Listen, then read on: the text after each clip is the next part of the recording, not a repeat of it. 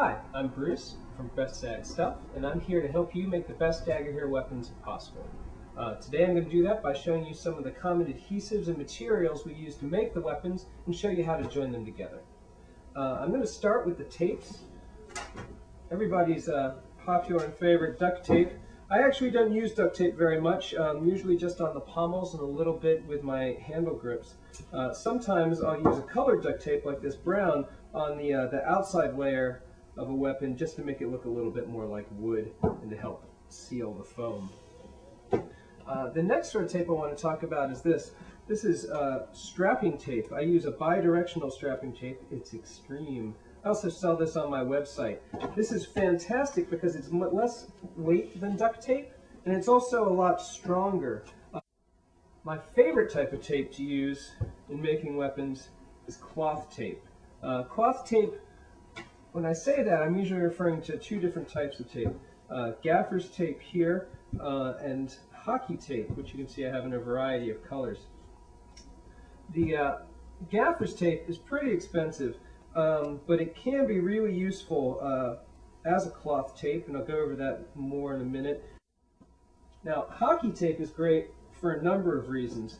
I use these two predominantly in making the weapons, the 1.5 inch white, just because it is a little wider, and the black, mostly on the exterior of my weapons.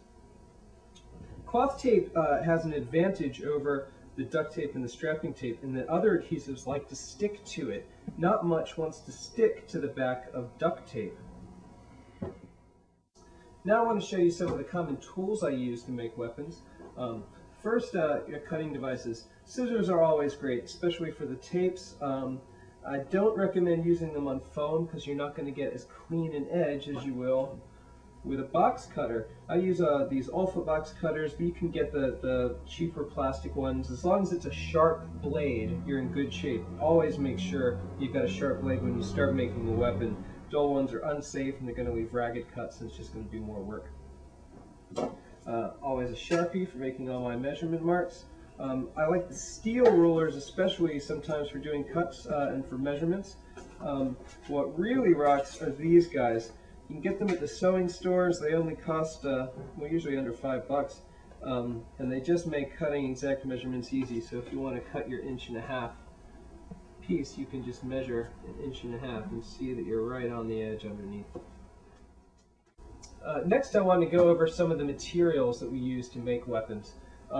First is the fiberglass rod. Here's a cut down piece that's just easier to see. You always want to be careful cutting and handling this because it does splinter a lot. Make sure you always wear gloves when you are cutting it. Make sure the dust isn't going to blow up in your face. Eye protection is a good idea, especially if you're using a power tool. You could use a hacksaw as well. If you do get a fiberglass splinter, use cold water to wash your hands. Before you wash your hands, get a piece of duct tape and just stick it wherever you feel that sharp, prickly splinter sensation and pull up. It'll usually take the splinter with it. Try it a couple times if it doesn't get it the first time. That's our fiberglass. Next is EvaFoam. This is the foam that we sell on the site. There's a lot of different types of EvaFoam. McMaster-Carr sells another kind, which they call Eva. Here's a sample of it at 1 inch thick. The main difference, besides the price, this at the same thicknesses as this is about 3 times the price, but it does have a lot more memory. If I push deep into this foam with my fingernail there, you can barely see that it left any mark. If I do that with this foam, you can see it does leave more of a mark. Now, I'm going to show you how we can prevent that from being a problem to your weapons in just a minute. Next, I just want to show you some of the other foams. This is an EvaFoam as well, but it's much, much harder. I'm using all my weight and it barely compresses. I use this for the core joints right up against the fiberglass, especially in the really large weapons where it matters the most and you have so much leverage. Next is Ensolite. Some people call this marine foam. This I use predominantly just with the stabbing tips.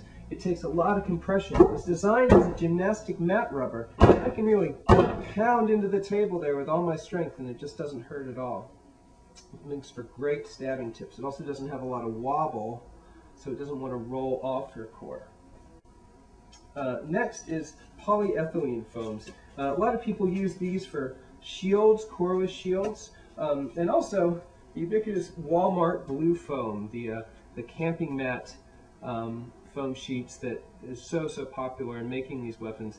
I don't use this for much besides my pommels, but it is a great alternative and good for that. The reason I don't use much of these foams except for shield faces is because you can see these really large cells inside the foam.